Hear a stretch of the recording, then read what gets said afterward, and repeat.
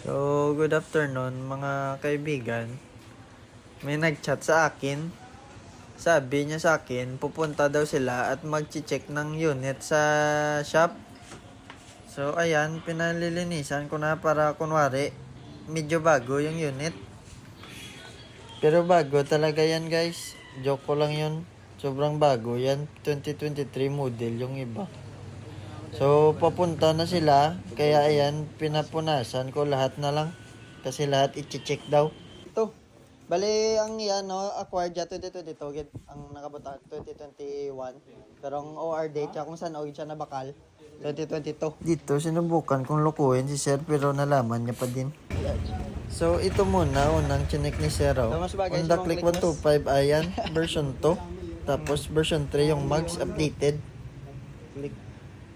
So, tinitignan niya pa kung kaya niya daw ang presyo. Chinik niya na din yung papers, pero di ko kaya yung ayo niya kasi tangay pati yung punan. Kaya ito ni-recommend ko sa kanya, MIUI 125, sobrang ganda pa. 2020 yung model, tapos updated din naman. So ayan, pinalabas ko na para mahiya na siya ibalik. Ipa-start ko na yan para i-test drive ng kanyang kasama.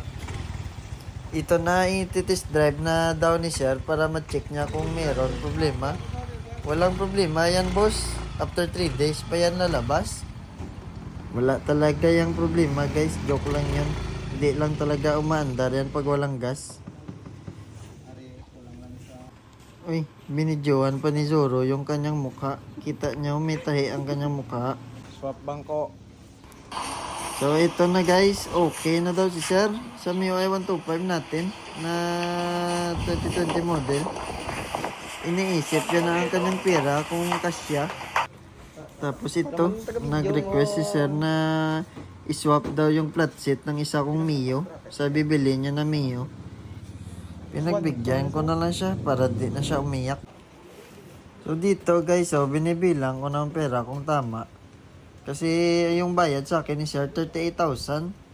45,000 ko nakuha yung Mio. So, talo lang ako ng 7,000. Okay na yun.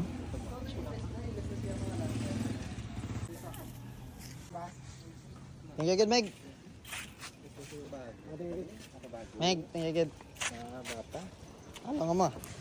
So, dito, alis na sila ni Sir. Okay naman daw yung unit. Wala naman itong issue. Mabagal lang patakbuhin. Bye.